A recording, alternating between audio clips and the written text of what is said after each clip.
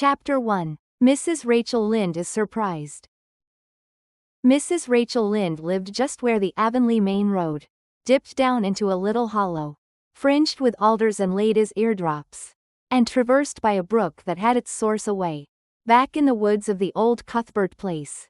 It was reputed to be an intricate, headlong brook in its earlier course through those woods, with dark secrets of pool and cascade.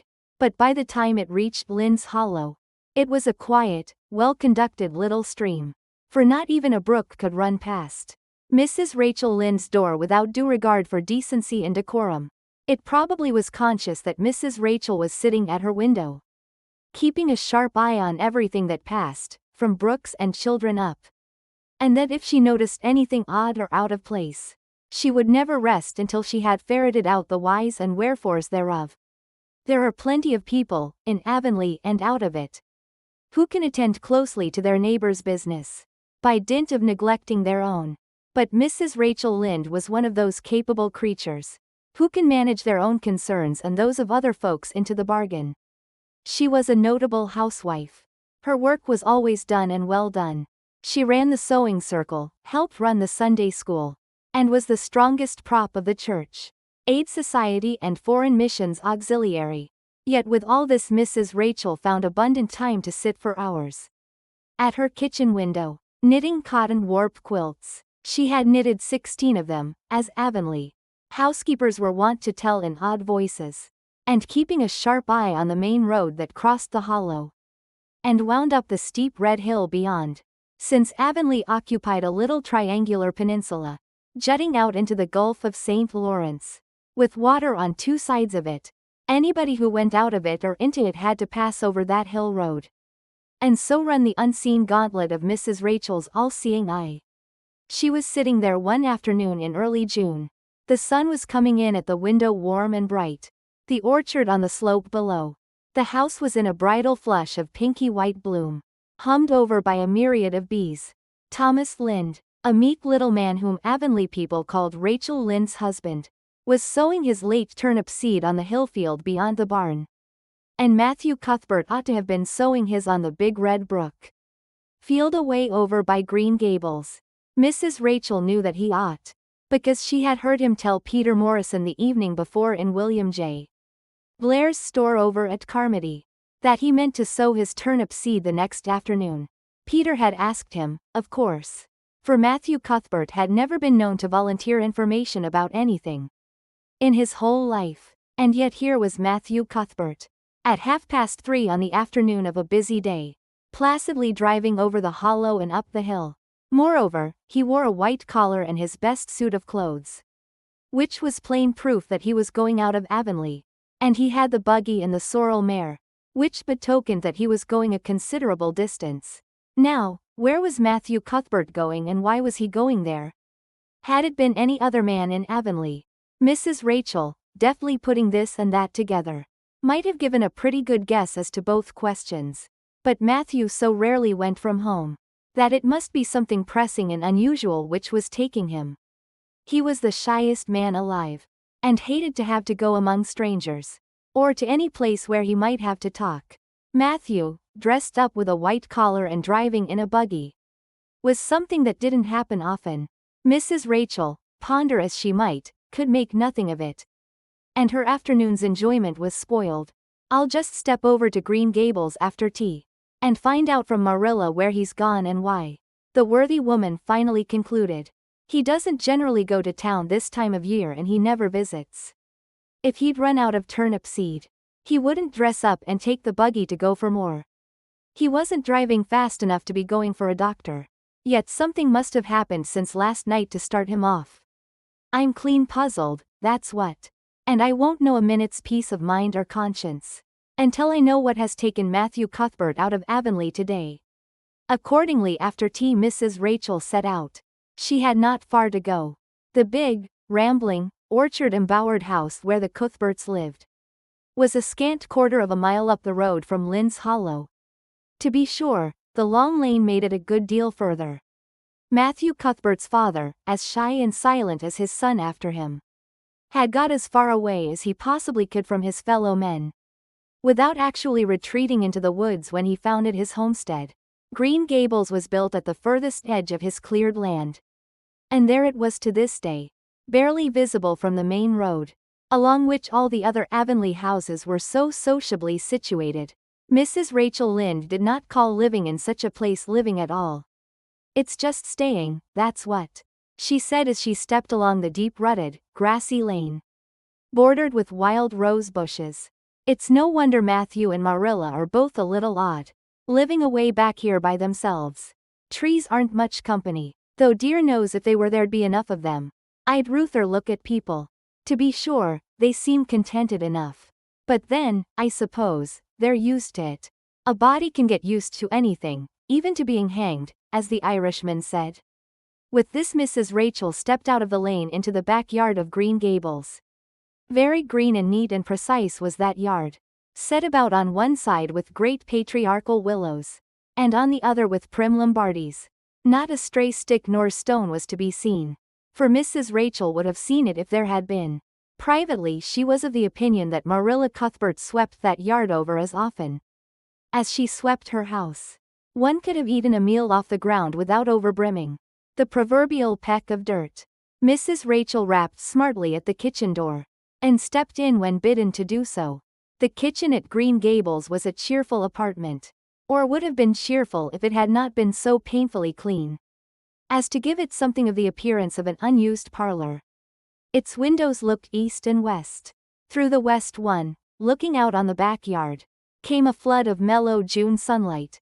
But the east one, whence you got a glimpse of the bloom-white cherry trees in the left orchard, and nodding, slender birches down in the hollow by the brook, was greened over by a tangle of vines. Here sat Marilla Cuthbert, when she sat at all, always slightly distrustful of sunshine, which seemed to her too dancing and irresponsible a thing for a world which was meant to be taken seriously. And here she sat now, knitting, and the table behind her was laid for supper. Mrs. Rachel, before she had fairly closed the door, had taken mental note of everything that was on that table. There were 3 plates laid, so that Marilla must be expecting someone home with Matthew to tea. But the dishes were everyday dishes, and there was only crab apple preserves and one kind of cake, so that the expected company could not be any particular company. Yet what of Matthew's white collar and the sorrel mare? Mrs. Rachel was getting fairly dizzy with this unusual mystery about quiet, unmysterious Green Gables. "Good evening, Rachel," Marilla said briskly. "This is a real fine evening, isn't it? Won't you sit down? How are all your folks?" Something that for lack of any other name might be called friendship existed, and always had existed between Marilla Cuthbert and Mrs. Rachel, in spite of or perhaps because of their dissimilarity. Marilla was a tall, thin woman, with angles and without curves.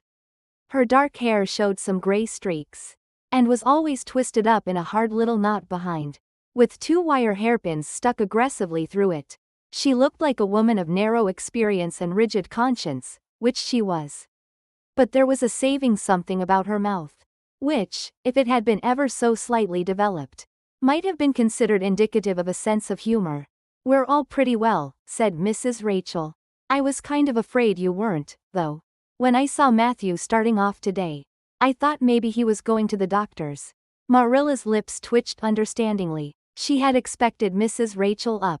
She had known that the sight of Matthew jaunting off so unaccountably would be too much for her neighbor's curiosity. "Oh, no, I'm quite well, although I had a bad headache yesterday," she said. "Matthew went to Bright River. We're getting a little boy from an orphan asylum in Nova Scotia, and he's coming on the train tonight." If Marilla had said that Matthew had gone to Bright River to meet a kangaroo from Australia, Mrs. Rachel could not have been more astonished. She was actually stricken dumb for 5 seconds. It was unsupposable that Marilla was making fun of her, but Mrs. Rachel was almost forced to suppose it. "Are you in earnest, Marilla?"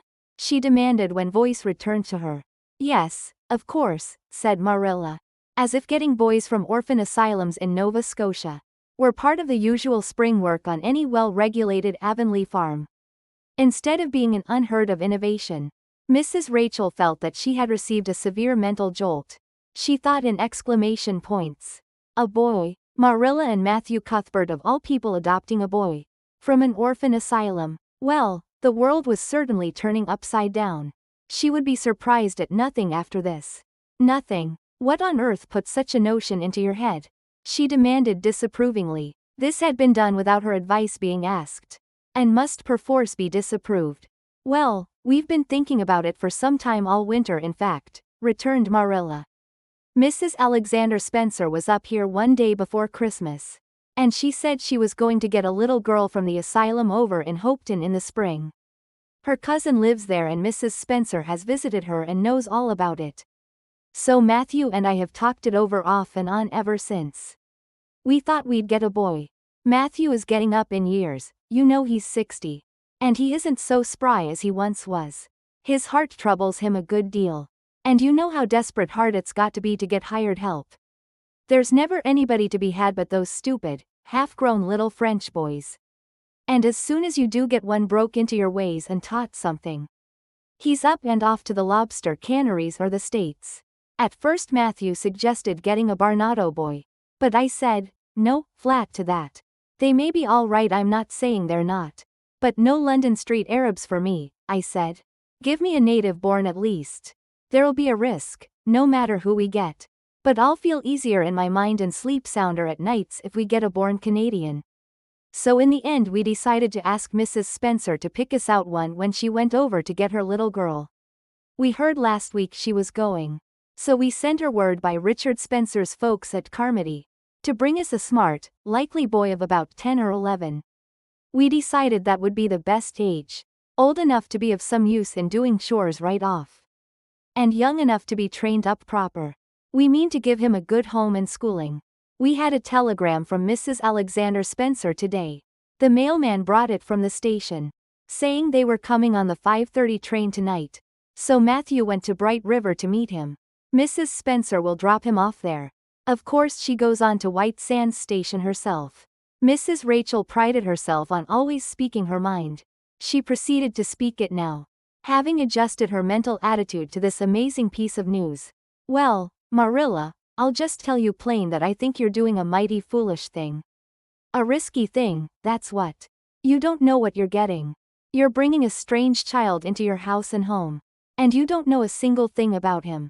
Nor what his disposition is like. Nor what sort of parents he had. Nor how he's likely to turn out. Why, it was only last week I read in the paper how a man and his wife up west of the island took a boy out of an orphan asylum. And he set fire to the house at night. Set it on purpose, Marilla. And nearly burnt them to a crisp in their beds. And I know another case where an adopted boy used to suck the eggs. They couldn't break him of it. If you had asked my advice in the matter, which you didn't do, Marilla, I'd have said for mercy's sake not to think of such a thing, that's what. This job's comforting seemed neither to offend nor alarm Marilla. She knitted steadily on. I don't deny there's something in what you say, Rachel. I've had some qualms myself. But Matthew was terrible set on it. I could see that, so I gave in. It's so seldom Matthew sets his mind on anything, that when he does I always feel it's my duty to give in. And as for the risk, there's risks in pretty near everything a body does in this world. There's risks in people's having children of their own if it comes to that. They don't always turn out well. And then Nova Scotia's right close to the island. It isn't as if we were getting him from England or the States. He can't be much different from ourselves. Well, I hope it will turn out all right, said Mrs. Rachel, in a tone that plainly indicated her painful doubts. Only don't say I didn't warn you. If he burns Green Gables down or puts strychnine in the well. I heard of a case over in New Brunswick, where an orphan asylum child did that. And the whole family died in fearful agonies. Only, it was a girl in that instance. Well, we're not getting a girl, said Marilla. As if poisoning wells were a purely feminine accomplishment.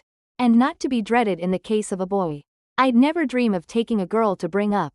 I wonder at Mrs. Alexander Spencer for doing it. But there, she wouldn't shrink from adopting a whole orphan asylum if she took it into her head. Mrs. Rachel would have liked to stay until Matthew came home with his imported orphan. But reflecting that it would be a good 2 hours at least before his arrival, she concluded to go up the road to Robert Bell's and tell them the news. It would certainly make a sensation second to none. And Mrs. Rachel dearly loved to make a sensation. So she took herself away, somewhat to Marilla's relief. For the latter felt her doubts and fears reviving under the influence of Mrs. Rachel's pessimism. Well, of all things that ever were or will be, ejaculated Mrs. Rachel, when she was safely out in the lane. It does really seem as if I must be dreaming. Well, I'm sorry for that poor young one and no mistake. Matthew and Marilla don't know anything about children, and they'll expect him to be wiser and steadier than his own grandfather. If so be's he ever had a grandfather, which is doubtful. It seems uncanny to think of a child at Green Gables somehow. There's never been one there. For Matthew and Marilla were grown up when the new house was built.